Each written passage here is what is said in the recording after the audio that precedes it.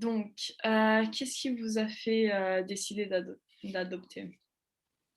C'est un choix personnel. J'aurais pu avoir des enfants biologiques, mais j'avais la grossesse et tout ça. C'est pas quelque chose qui me tentait particulièrement. Donc, puis j'étais déjà éducatrice spécialisée quand j'ai adopté. Donc, m'impliquer socialement à travers ma parentalité, je trouvais que c'était quelque chose d'intéressant. OK. Donc, qu'est-ce qui vous a fait décider d'être famille d'accueil? Oui, ben on a pas. J'ai eu deux adoptions. Une adoption régulière qui est une adoption où on n'est pas famille d'accueil. Pardon.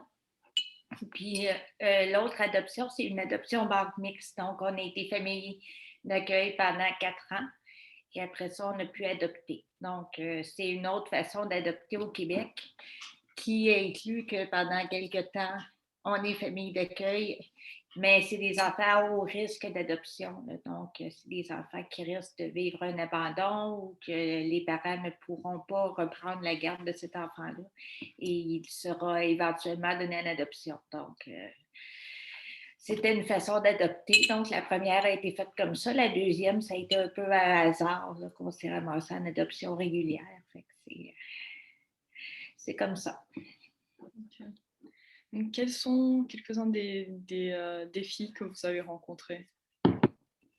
Bien, évidemment, les enfants adoptés, pas tous, là, mais souvent, il y a la notion de l'abandon. Donc, c'est des enfants qui sont souvent plus hyper vigilants au niveau de l'attachement. Il faut recréer le lien. Donc, ça demande évidemment plus de travail. C'est aussi souvent des enfants qui ont consommé alcool, drogue et autres, autres cocktails dans le ventre de leur mère. Donc, souvent, ils ont des petits retards dus à ça. Ils peuvent avoir un syndrome alcoolo-fœtal et tout ça. Donc, ça comporte évidemment plus de défis qu'un petit modèle de base là, qui a été attendu, aimé, chéri, que l'attachement s'est déjà développé dans le ventre de la mère. Là. Donc, le lien est à refaire. Même si l'enfant est tout petit, là, c'est une autre histoire. Là. C'est deux histoires, en fait, qui se rencontrent. Comment est-ce que vous avez pu créer ce lien-là? C'est évidemment beaucoup de temps, c'est beaucoup dans le quotidien. Donc, de prendre le temps de bercer, de rassurer, de pratiquer le contact visuel, parce que soit avec les enfants qui ont des défis d'attachement, le regard est comme ça parce qu'ils sont un peu honteux de leur situation, même si c'est pas conscient. Inconsciemment, ils se disent qu'ils ont été un mauvais enfant. Fait que souvent, tu sais, de créer le contact visuel, de raconter des histoires, de faire du portage. C'est vraiment dans le quotidien que le lien d'attachement s'écrit. OK. Donc, est-ce que vous pouvez me raconter un moment qui vous avait vraiment touché avec vos enfants? Oui, en fait, mon plus vieux a des difficultés d'attachement. Puis là, ça va être une vraie histoire de parents adoptants. Donc, il allait dans un camp les fins de semaine, je pense, une fois par mois. C'était comme du répit pour nous parce que c'était un enfant quand même assez exigeant. Et une fois, nous l'avons laissé au camp et il a pleuré. Ça démontrait que l'attachement était en train de se créer. Donc, on était dans l'auto, on était contents. Ça a l'air bizarre, mais c'est signe que le lien se faisait. Donc, il était vraiment triste que l'on parte, alors qu'avant, il faisait toujours semblant de rien. Non, non, ça me dérange pas. Fait que là, c'est vraiment un souvenir qui était touchant. On était contents de voir qu'il y avait quand même un lien qui s'était créé. OK. Donc, qu'est-ce qui vous a poussé à continuer? Parce que j'imagine que les défis étaient quand même pas mal. Oui, du premier au deuxième enfant, c'est ça que tu veux Heu, savoir? oui, Ou continuer oui, dans le temps? oui, c'est ça. OK. Fait que, évidemment, c'est un défi. C'est une parentalité qui est souvent différente, qui comporte des défis supplémentaires quand on décide d'adopter, mais c'est une belle aventure. Là. C'est sûr que ça demande. Il y a des années où j'avais 100 rendez-vous pour les deux enfants par année. Fait que ça allait inclure que tu travailles moins souvent. Donc, tu sais, il y a des adaptations qu'on fait comme ça, mais c'est quand même un beau défi. Puis en accueillir un deuxième qui était en fait nous, on avait donné notre nom pour adopter un deuxième enfant. Et ils nous ont téléphoné comme ça. On avait comme un peu oublié qu'on était encore sur la liste. Fait qu'ils nous ont proposé un petit bébé de 2 semaines, tout neuf. Donc, on s'est dit, ben pourquoi pas. Le premier, il demandait beaucoup, mais il avait quand même évolué. Non, on avait demandé l'aide de professionnels. Fait que, on s'est dit, pourquoi pas un deuxième projet. Puis c'est 2 enfants très différents, comme dans une famille normale. Fait que c'est d'autres défis. Puis, non, c'est une belle aventure. Donc, est-ce que vous pensez que vous avez eu tous les services nécessaires pour pouvoir traverser tout ça? Ah, ah! Ça, c'est une bonne question. Non, évidemment, en fait, ce qu'on a ressenti souvent, c'est que le centre jeunesse qui s'occupe des enfants qui sont placés en vue d'adoption, souvent, ils ne comprennent pas l'ampleur. Souvent, la croyance, c'est, là, je pense qu'avec le temps, ça l'est moins. Là, moi, mes enfants sont rendus grands, là, 12 et 18 ans. C'est que l'amour et les bons soins vont tout réparer, alors que ces enfants-là ont souvent des traumas complexes, des troubles d'attachement ou des défis d'attachement. S'ils ont pris de l'alcool, de la drogue dans le ventre de la maman, souvent, ils ont un syndrome alcoolo-fœtal. Fait que c'est pas des enfants vierges, puis ils ont vécu l'abandon. Donc, c'est pas des enfants qui arrivent tout neufs, puis qu'on va les réparer. Ça ne se répare pas. On arrête les dégâts avec l'adoption, mais on ne les répare pas. Donc, les services ne suivent pas nécessairement. Puis aussitôt que le dossier, en fait, que l'adoption est prononcée, les services au centre jeunesse sont coupés. Donc, tu te ramasses en bas de la liste d'attente et des fois, c'est très long. Donc, si l'enfant a un retard de langage, puis ça se peut très bien qu'il y ait tout ça, mais on n'a pas nécessairement les services. Moi, j'ai dû aller en privé là, pour avoir quelqu'un qui s'y connaissait à la réalité de l'adoption aussi, parce que c'est une réalité particulière qui a ses défis particuliers. D'accord. Donc, est-ce que si vous pouviez faire quelque chose différemment, qu'est-ce que vous ferez? Moi, j'offrirais en fait, des services en pré-adoption avec le vrai scénario, pas avec les licornes nécessairement, là, que tout va bien aller, aussitôt qu'il va être placé, vous allez être des merveilleux parents et tout, que la réalité soit présentée, que oui, ça peut représenter des défis, mais que c'est quand même un beau défi là, qu'on peut avoir comme parentalité et que ce suivi-là se fasse tout au long de la vie de l'enfant. Donc, que le dossier ne soit pas fermé parce que à l'adolescence, même à l'entrée à l'école, ben, il y a d'autres choses qui se prononcent. Puis si c'est un enfant qui, évidemment, grandit dans une famille blanche et puis il est métis, il est noir, c'est un petit Vietnamien qui vient de l'international. Puis il y a au niveau de la culture, tu sais, tes parents ne sont pas de la même couleur, qu'est-ce que c'est ça? Tu sais, quand tu arrives à l'école, il y a ça, après ça, il y a le secondaire, l'adolescence. Fait qu'il y a des enjeux tout au long de la vie pour les familles adoptantes puis pour les enfants adoptés. Donc, un service qui se continuerait. Puis évidemment, c'est de façon ponctuelle, mais présentement dans les services publics, tu as un épisode de service, il ferme le dossier. Il faut que tu refasses une demande, tu retombes en bas de la liste, tu recommences. Alors que s'il laissait le dossier ouvert puis qu'on y allait ponctuellement, mettons 2 mois, quand ils ont 10 ans, tu y retournes à 15 ans parce que ça ne va pas, bien, au moins il y aurait un service, puis que ce soit aussi pas juste en psychologie, en ergo, en physio, en psychoéducation. Des fois, toutes les sphères du développement sont touchées. Fait qu'avoir tout ça, bien, ça permettrait aux familles d'être moins épuisées, puis du répit, beaucoup de répit quand les enfants sont plus difficiles. Mais tu sais, je dis difficile, mais en fait, ils ne font pas ça pour être embêtants. Il y a des raisons pourquoi la relation est plus difficile. Donc, je pense que le répit, puis avoir un suivi soutenu tout au long de la vie de l'enfant, je pense que ça pourrait faire une belle différence dans le monde de l'adoption. Donc, qu'est-ce que vous direz aux parents qui veulent adopter? Bien, je dirais que c'est une belle aventure. Là. C'est pas toujours facile. Il y a des hauts, il y a des bas. Puis l'autre fois, je lisais dans un groupe de parents adoptants sur Facebook, il y a quelqu'un qui disait « Oui, mais rassure-toi, les problèmes n'arrivent pas tous en même temps. » Et c'est vrai, parce que si on prépare les parents en leur disant, ben là, il risque d'avoir ça, ça, ça, ça, ça, mais ils n'arriveront pas tous dans la même semaine, là, les problèmes. Puis même quand on a un enfant biologique, il peut en arriver là, des difficultés, un handicap, une maladie. Donc, la vie, c'est un peu comme ça, on ne peut pas tout contrôler. Donc, je pense que c'est de se faire confiance puis d'avoir le goût de se lancer dans cette aventure-là en sachant que ça ne sera peut-être pas toujours facile, mais que c'est quand même une aventure super humaine et super stimulante.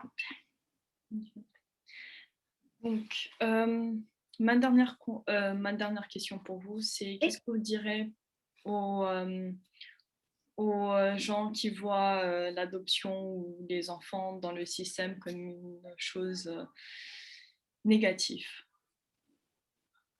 Ben, en fait, qui trouvent les systèmes négatifs ou qui ont des préjugés envers les enfants?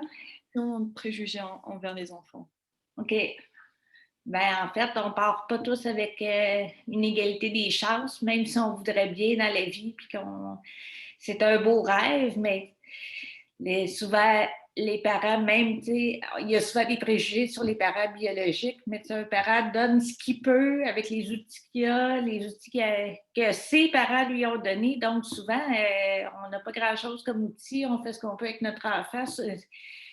C'est difficile, puis les enfants qui se ramassent en famille d'accueil ou en centre jeunesse, en unité, ben c'est des enfants qui n'ont pas fait le choix nécessairement là, d'être là. Il n'y a personne, en fait, qui veut se rendre là, mais en même temps, une unité de réadaptation, moi, je vois ça aussi comme une unité où on traite les cancers infantiles. Si toi, au niveau psychologique, au niveau du comportement, au niveau des traumas complexes, c'est plus difficile pour toi, mais des fois, ça prend un recul de la maison.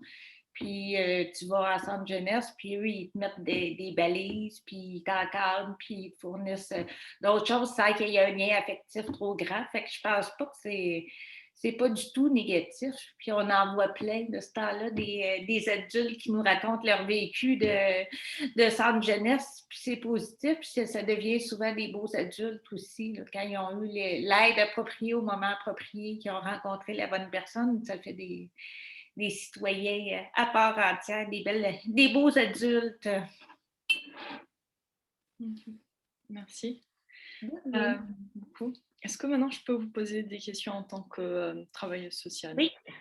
Ok, merci. Donc, est-ce que vous pourriez m'expliquer quel genre de travailleuse sociale êtes-vous? Moi, en fait, je suis travailleuse sociale, je travaille surtout auprès des familles.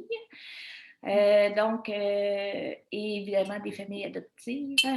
Donc, je reçois souvent des familles adoptives, des familles avec des petits qui retroussent, comme je dis. Ils ne rentrent pas dans le cadre. Fait souvent, les 0-18 ans, là, j'ai un coup de cœur quand même pour ces familles-là. Puis moi, j'ai fait le choix, après avoir rencontré de multiples intervenants dans ma vie personnelle pour mes enfants, de poursuivre mes études. J'étais déjà éducatrice spécialisée, de poursuivre mes études pour pouvoir offrir des services qui étaient empathiques, des services qui étaient quand même ludiques, puis qui répondaient aux besoins des familles sans jugement.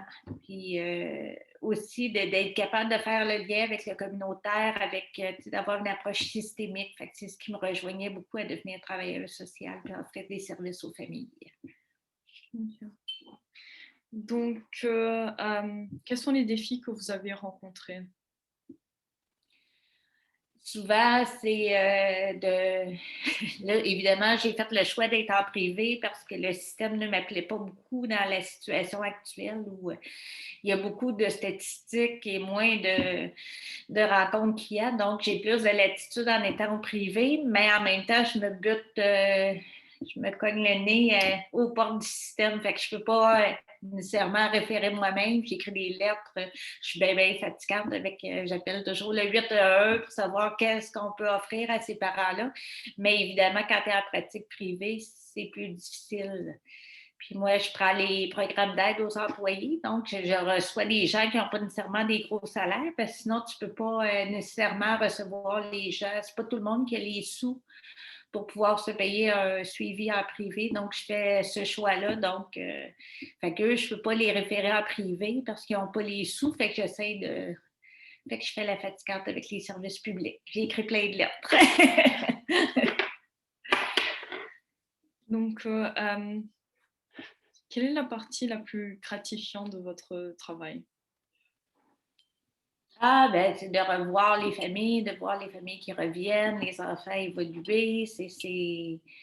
Puis d'être le réceptacle d'autant d'histoires difficiles que les gens ont le courage de venir raconter dans mon bureau. C'est des histoires humaines qui me font beaucoup grandir. Puis, tu sais, qui me permet de relativiser aussi ce qui peut se passer dans ma propre vie. Donc, c'est des professeurs aussi que je reçois dans mon bureau. Fait que je me trouve très, très chanceuse de pouvoir accueillir tous ces gens-là. Okay. Donc, est-ce que vous avez rencontré des défis, par exemple, en aidant un enfant ou une famille? Oui, bien, c'est souvent quand je veux référer que c'est le plus difficile. Puis, tu sais, mais je connais mes limites en tant que travailleuse sociale là.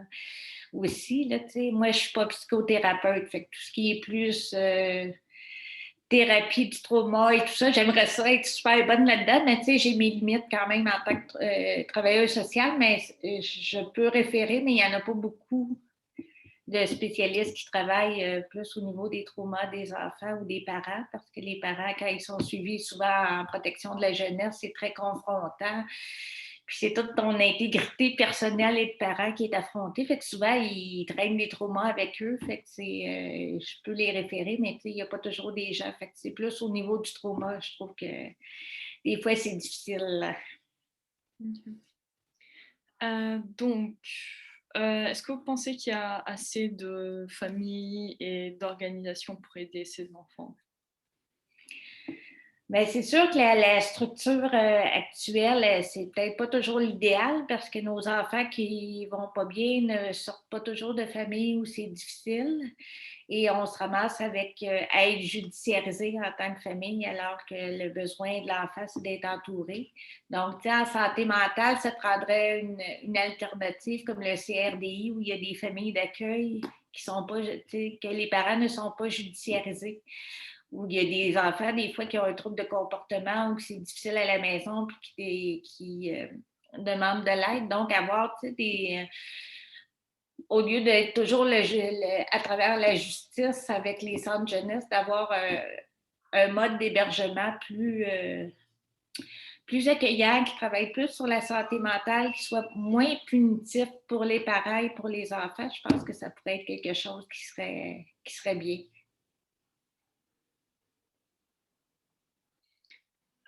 Est-ce que vous pouvez développer un peu plus sur comment le système est le plus punitif pour les parents et les enfants?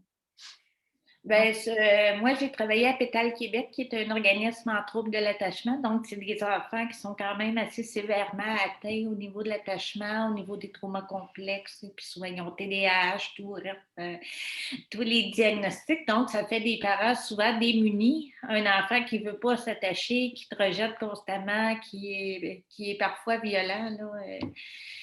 On le voit d'ailleurs dans les travaux de Karine Tremblay, si vous avez l'occasion de l'écouter ou de la lire, tu sais, des pièces de maison défoncées, et là, on téléphone à la police. La police dit oui, mais là, qu'est-ce que vous avez fait pour faire fâcher votre enfant alors que l'enfant a vraiment besoin d'aide?